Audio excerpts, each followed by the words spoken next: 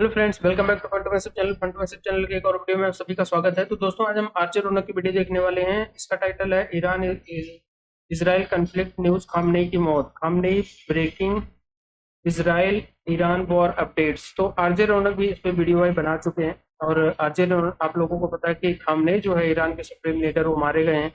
और उसको लेकर बहुत सारी एक रात बड़ी कंफ्यूजन रही। लोगों ने, कोई बोल रहा था कि वो डेड है, ईरान मना कर रहा था। हालांकि अगले दिन उसने ये कंफर्मेशन कर दी थी। तो देखते हैं आरजे रौनक भाई क्या लेके आए हैं इस वीडियो में और क्या इन्फॉर्मेशन देते हैं।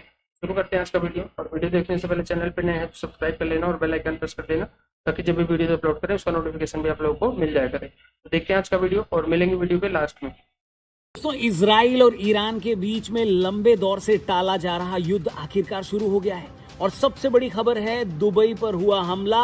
और साथ ही देर रात एक खबर आई कि एक वरिष्ठ इजरायली अधिकारी ने इजरायली मीडिया को कहा है कि ईरान के सुप्रीम लीडर अयतुल्लाह खुमैनी को मार दिया गया है और उनके शरीर को मलबे से निकाल लिया गया है। इजराइल के पास कथित तौर पर खुमैनी के शरीर का स्पष्ट और क्लियर फुटेज भी मौजूद है और फ्यूचर में उसे पब्लिक करने का निर्णय भी लिया जा सकता है। And Israel and the United States have confirmed that Iran's Supreme Leader Ayatollah Ali Khamenei is dead. Also, the unprecedented nature of the kind of retaliatory strikes we've seen coming from Iran, and you have the Supreme Leader being eliminated. Israel के announce करने के बाद धीरे धीरे दुनिया की सारी media ने भी अनाउंस किया कि खुमैनी को मार दिया गया है। ट्रंप ने भी सोशल मीडिया पर खुमैनी के लिए एक लंबी पोस्ट लिखी। अमेरिकी राष्ट्रपति डोनाल्ड ट्रंप ने पोस्ट किया कि इतिहास के सबसे बुरे लोगों में से एक, खमेनेई की मौत हो गई है। सुबह होते होते ईरान ने भी ऑफिशियली कंफर्म कर दिया कि हमारे सुप्रीम लीडर शहीद हो गए।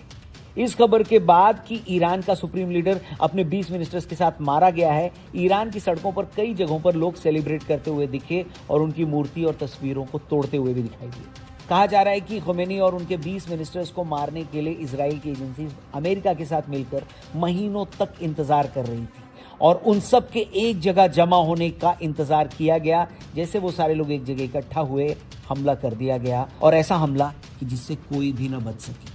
इस बीच दुबई के आइकॉनिक बुर्ज अल अरब होटल पर भी और बुर्ज खलीफा पर भी हमले की फुटेज आई, जिसने पूरी दुनिया को हिला दिया। हालांकि दुबई से लोग वीडियोस बनाकर ये भी बता रहे हैं कि सब कुछ नॉर्मल है, यहाँ कोई भी प्रॉब्लम नहीं है, लेकिन ये फुटेज अपसेट करने वाली तो है। खैर, खुमैनी के मरने के बाद क्या ईरान का ये अटैक, ईरान जो हमले कर रहा है अपने पड़ोसी मुल्क पर, अरब के अलग अलग देशों पर, क्या ये हमले रुकेंगे? अब आगे क्या होगा और आखिर इन सब की शुरुआत कैसे हुई? आइए इन सब पर बात करते हैं। After flight operations have been hit there, the airspace over UAE has been temporarily closed. Dubai suspended flight operations after the strikes on Iran, and thousands of passengers have been stranded there. दोस्तों, आज ये जो धमाके सुनाई दे रहे हैं, इसकी आग बड़ी पुरानी है। अगर हम पिछले 2-3 साल के पन्ने पलटें तो समझ में आता है कि दुनिया यहां तक कैसे पहुंची। ये खेल शुरू हुआ 7 अक्टूबर 2023 को, जब हमास ने इजराइल पर हमला किया। इजराइल ने सीधे तौर पर ईरान को इसका विलन माना। तब से इजराइल ने ठान लिया था कि वो ईरान के हाथ पैर यानी हमास और हिजबुल्लाह को तो काट ही देगा, लेकिन असली चोट उसके सिर पर करेगा। 2024 में इजराइल ने सीरिया में ईरानी एम्बेसी उड़ाई, जिसके बाद से पहली बार ईरान ने अपनी जमीन से इजराइल पर सैकड़ों मिसाइलें दागी और वहां से डायरेक्ट वॉर शुरू हो गई। फिर साल 2025 में खेल और बिगड़ गया। इजराइल ने ईरान के सबसे सिक्योर न्यूक्लियर प्लांट नतांज को निशाना बनाया। ईरान के लिए ये नाक की लड़ाई बन गई। इसके बाद ईरान ने कसम खाई कि वो इजराइल को नक्शे से मिटा देगा, लेकिन फरवरी 2026 को जो हुआ उसने सबको हिला दिया। अमेरिका में ट्रंप एडमिनिस्ट्रेशन के कड़े रुख और इजरायली एयरफोर्स के ऑपरेशन एपिक फ्यूरी ने तेहरान के आसमान में धुएं से भर दिया।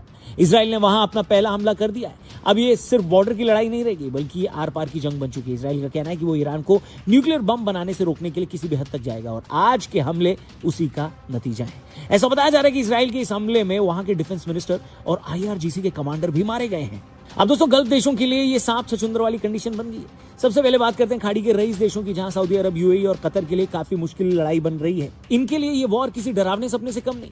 एक तरफ तो ये देश चाहते हैं कि ईरान का दबदबा कम हो जाए, क्योंकि ईरान इनका पुराना दुश्मन रहा है, लेकिन दूसरी तरफ इन्हें अपनी इकोनॉमी की भी फिक्र है। अगर ईरान पर हमला होता है तो ईरान पलटवार में इन देशों के तेल के कुओं या रिफाइनरीज पर मिसाइल दागता है। इससे इनकी बरसों की मेहनत मिट्टी में मिल जाएगी। कल हुए हमले में ईरान ने अपने आसपास के देशों में बनी अमेरिकी मिलिट्री बेस पर हमले किए।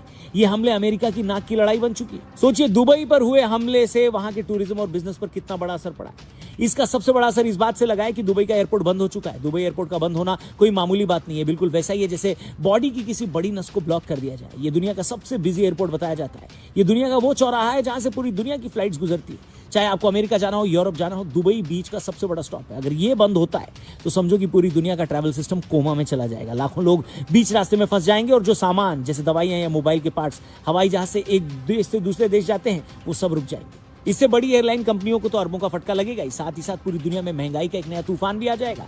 आसान शब्दों में कहें तो दुबई एयरपोर्ट का ठप होना पूरी दुनिया की जेब और चैन दोनों पर भारी पड़ेगा और ये इस बात का इशारा है कि गल्फ देशों में हालात अब काबू से बाहर हो चुके हैं। वहीं इन देशों के लिए सबसे बड़ी टेंशन ये है कि वो किसका साथ दें और किसका ना दें। अगर वो इजराइल और अमेरिका को अपने एयरबेस इस्तेमाल करने देते हैं तो ईरान उन्हें गद्दार मानकर उन पर हमला करेगा और अगर वो चुप रहते हैं तो अमेरिका उनसे नाराज हो जाएगा। फिलहाल सऊदी अरब और यूएई वेट एंड वॉच की पॉलिसी पर है। वो दुनिया को दिखा रहे हैं कि वे शांति चाहते हैं, लेकिन पर्दे के पीछे वे अपनी सिक्योरिटी पुख्ता करने में लगे हैं। उनके लिए लड़ाई सिर्फ धर्म या पॉलिटिक्स की नहीं बल्कि अपनी ऐशो आराम वाली जिंदगी और करोड़ों डॉलर्स के एम्पायर को बचाने की भी है। अब दोस्तों इस हमले के बीच में बकरे की अम्मा यानी पाकिस्तान की कहानी हमेशा की तरह उलझी है। सोशल मीडिया पर चर्चा गर्म है कि अमेरिका और इजराइल के ड्रोन पाकिस्तान के एयरबेस से उड़ान भर रहे हैं ताकि ईरान के ईस्टर्न हिस्से पर हमला किया जा सके। हालांकि पाकिस्तान की सरकार और फौज बार बार मना कर रही है, लेकिन दुनिया को उन पर यकीन कम ही होता है। पाकिस्तान इस समय इधर कुआं उधर खाई वाली हालत में है। एक तरफ उसका पड़ोसी ईरान है जिससे पंगा लेना मतलब अपने बॉर्डर्स पर एक और नया मोर्चा खोलना, और दूसरी तरफ अमेरिका जिनकी मदद के बिना पाकिस्तान की डूबती इकोनॉमी सांस नहीं ले सकती। चीन भी पाकिस्तान की गर्दन दबाए बैठा है कि वो किसी भी हाल में अमेरिका का मोहरा ना बने। अगर पाकिस्तान अपनी जमीन का इस्तेमाल ईरान के खिलाफ होने देता है तो ईरान के अंदर बैठे एक्सट्रीमिस्ट गुट और खुद ईरानी फौज पाकिस्तान के भीतर तबाही मचा सकते हैं। उसे डर है कि अगर वो इस वॉर में घसीटा गया तो उसके अपने घर के अंदर सिविल वॉर जैसे हालात पैदा हो सकते हैं। पाकिस्तान फिलहाल कागजों पर तो ईरान के साथ खड़ा दिखना चाहता है, लेकिन पर्दे के पीछे उसकी मजबूरी उसे अमेरिका की ओर ढकेल रही है। खैर, एक सवाल पूरी दुनिया के मन में है कि आखिर ईरान कब तक टिक पाएगा। जी हाँ, ये सवाल सबके मन में है कि क्या ईरान इजराइल और अमेरिका की कंबाइंड ताकत के आगे टिक पाएगा।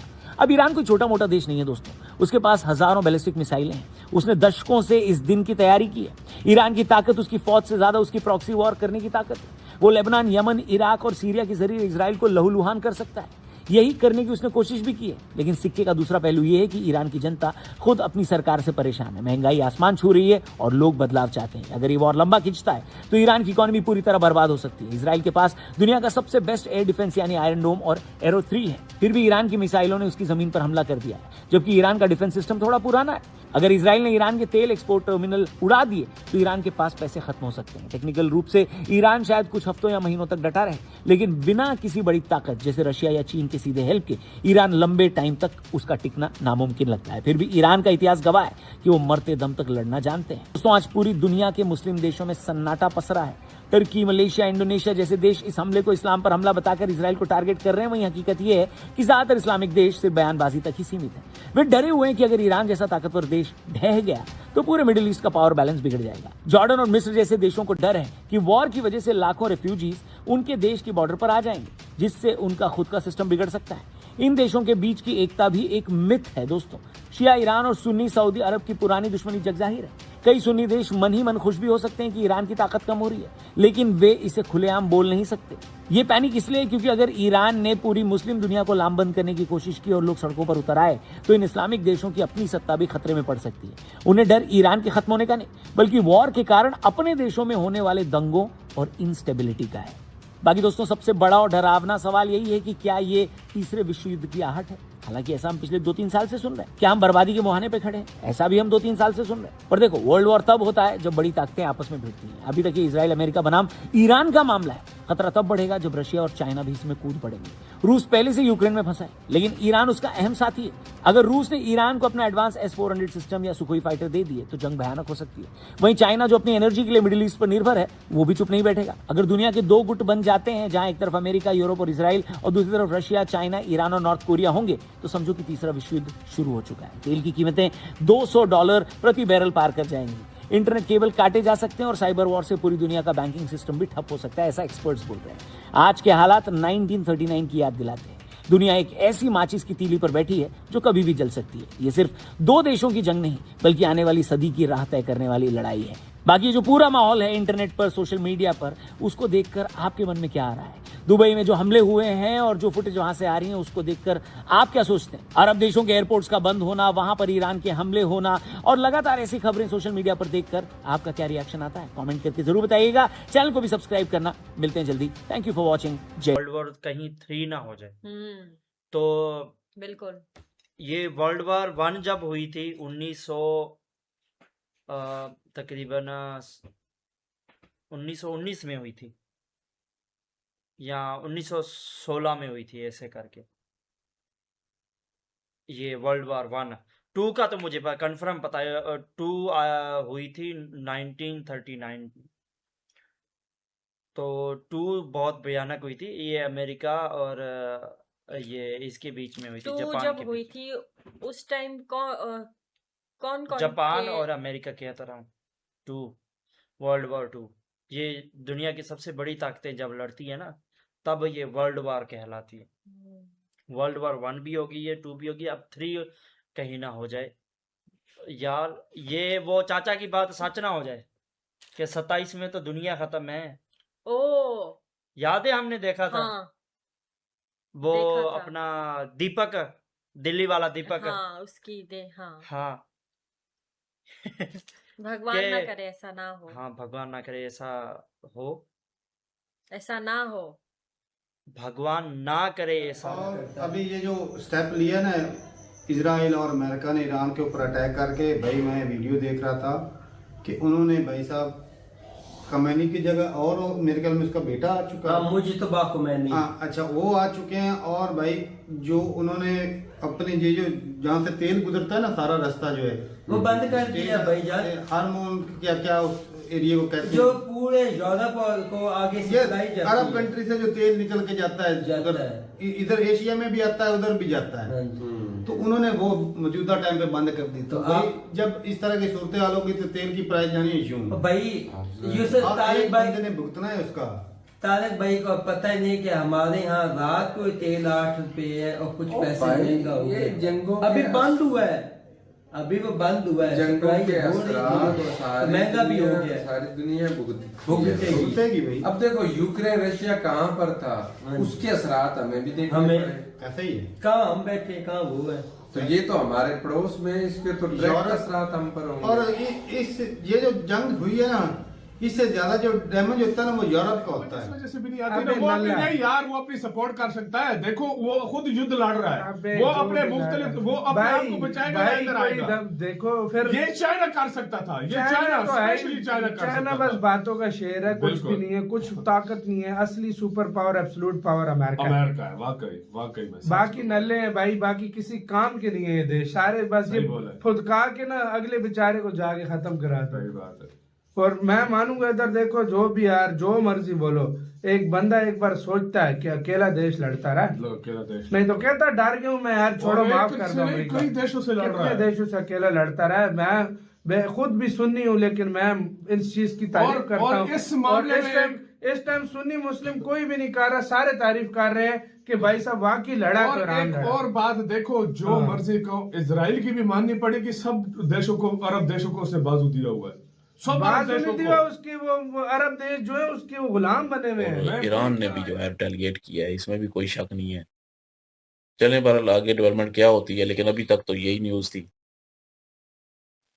बिल्कुल जी, जिस तरह से स्थिति बनी हुई है, हालात जो हैं वो बिगड़ते ही चले जा रहे हैं। कुछ लोग ये कह रहे थे, बड़े-बड़े तज्ज़िया निगार, के ईरान से एक गलती भी हो गई है। ईरान के मामलात जिस तरह से इज़राइल और अमेरिका के साथ चल रहे थे, जिस तरह से इज़राइल के ऊपर सीधे-सीधे ईरान की तरफ से मिसाइल दागे गए हैं, उनका तो जवाब बनता है, क्योंकि ज़ाहिर-सी बात है, ईरान ने कहा हुआ था कि वो रिप्लाई करेगा और पूरी ताकत के साथ रिप्लाई करेगा। अमेरिका और इज़राइल जो हैं वो किसी गलतफहमी में ना रहें, ये ईरान ने पहले से बोला हुआ था। लेकिन तज्ज़िया निगार ये कहते हैं कि जो अरब कंट्रीज़ हैं वो तो मुसलमानों के कंट्रीज़ हैं, तो वहाँ पर जो बेसिस बनी हुई हैं वहाँ पर अटैक करना, चले ईरान ने तो ये कहा कि हमने अमेरिकन बेसिस जो हैं उनके ऊपर अटैक किया, लेकिन अरब कंट्रीज़ जो हैं वो इस चीज़ को नहीं मानते। सऊदी न्यूज़ अरब इसका की मतलब कंफर्म हो गई है कि खमीनी जो है वो अब और नहीं है। और अब ये है कि मुझे तो लग रहा था अब खमीनी नहीं, अब सब कुछ मतलब टॉपल डाउन हो जाएगा, पर ऐसे लग रहा है कि अभी इतना इजी नहीं है,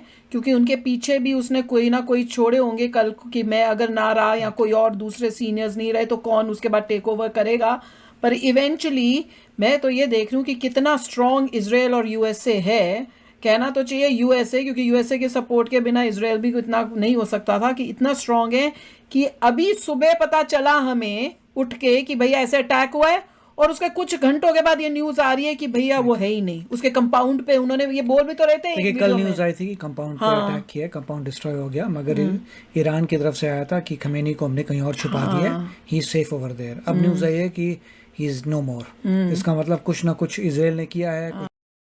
तो ये थी गाइस आज की वीडियो। तो आरजे रौनक ने भी भाई बहुत सारी न्यूज देख रहे हैं, बहुत सारी डिटेल आ रही है, तो आरजे रौनक ने भी वही डिटेल बताई है। तो हर वीडियो में आपको सिनेरियो बस एक ही, जैसे कहते हैं कि एक सिनेरियो देखने को मिल रहा है कि अमेरिका क्या अचीव करना चाह रहा है और इजराइल उसके साथ, इजराइल क्या अमेरिका ईरान पे कब्जा करना चाहता है? नहीं, इजराइल को जो डर है कि ये ईरान जो है वो परमाणु शक्ति ना बन पाए, और यहाँ पे जो ईरान के खिलाफ हेट है ईरान के अंदर, मतलब इजराइल के खिलाफ, वो खत्म। अगर वो तभी खत्म हो सकती है जब यहाँ रिजीम चेंज होगी, और जब यहाँ रिजीम चेंज होगी तो इजराइल और जो अमेरिका है उसके कोई फेवर के यहाँ पे लीडर होंगे, तो शायद जो है ईरान और इजराइल अमेरिका इनकी दुश्मनी खत्म हो जाएगी। हालांकि पूरी तरह ईरान को किसी को डिक्टेट करना ये मतलब पॉसिबल नहीं है। तो अभी देखेंगे कि क्या होता है। सिचुएशन बहुत ख़राब होती जा रही है हमारे मिडिल ईस्ट एरिया में। यहाँ पे जो है कहीं ना कहीं यूरोप भी इसमें शामिल हो रहा है, और अभी मैंने आज ही न्यूज़ देख रहा था मैं कि यूरोपियन यूनियन की तरफ से कुछ युद्धपोत जो है लाल सागर की तरफ भेजे गए हैं, और उसमें ईरान की भी गलती इतनी है कि चलो उन्होंने बोला था कि हम जो है इजराइल अमेरिका के साथ हैं, हालांकि वो लड़ाई करने नहीं आएंगे या आ भी रहे थे। तो जब आते, जब तुम पे अटैक करते, तो तुम पहले ही पंगा लेके बैठे हो इतने देशों से, और उस ऊपर से यूरोप से, यूरोपियन यूनियन से भी पंगा ले रहे हो, ठीक है। तो एक तो मुसीबत वैसे ही है, ऊपर से अलग से मुसीबत बढ़ा रहे हो। तो इन्होंने क्या किया कि फ्रांस और जो ब्रिटेन के कुछ नेवल बेस हैं यहाँ पे मिडिल ईस्ट में, उन पे ईरान ने अटैक कर दिया। अब वो लोग भी ओपनली जो है जंग में आ जाएंगे। तो ईरान का सबसे बड़ी प्रॉब्लम है कि अकेला एक देश इतने देशों का सामना कैसे करेगा, और इससे सबसे ज़्यादा नाराज जैसे कि जो इनके मुस्लिम कंट्रीज़ हैं, यूएई, कतर, बहरीन, कुवैत, ये सारे जो भी हैं उधर के उस रीजन के, वो सारे इससे नाराज हो गए हैं। रीज़न इसका ये है कि ईरान ताबड़तोड़ जो है उन पर मिसाइलें मार रहा है, ड्रोन मार रहा है, और ये नहीं देख रहा है कि यूएस बेस पे गिर रहा है कि कहाँ गिर रहा है। तो और ये जैसे कहते हैं इकोनॉमिक डैमेज भी पहुंचाने की कोशिश, अभी रिफाइनरी पे भी अटैक किया है, दुबई के किसी कुवैत में भी किया है, और कुछ कंट्रीज हैं जो छोटी छोटी वहाँ पे भी किया है। तो ये सिचुएशन जो है जिस तरह ख़राब कर रहे हैं, ईरान इसमें इतना बुरी तरह, या मुझे लग रहा है ईरान ने छोड़ दिया है कि भाई हम तो वैसे भी हमारी रिजीम नहीं बचेगी, या जो है अब हमारी सत्ता खत्म होने वाली है, तो इससे अच्छा जितना नुकसान कर सकते हैं या जितना इन लोगों को बर्बाद कर सकते हैं वो करें। तो इसका बहुत सारे रीजन हो सकता है। अब आप लोगों का अपना थॉट है, वो कमेंट करके बताना। बाकी वीडियो पसंद आई होगी तो लाइक और शेयर करना, चैनल पे नए हैं तो सब्सक्राइब कर लेना और बेल आइकन प्रेस कर देना, ताकि जब भी वीडियो अपलोड करें उसका नोटिफिकेशन भी आप लोग को मिल जाया करे। तो आज के वीडियो में इतना ही, मिलेंगे नेक्स्ट वीडियो में, तब तक के लिए बाय बाय।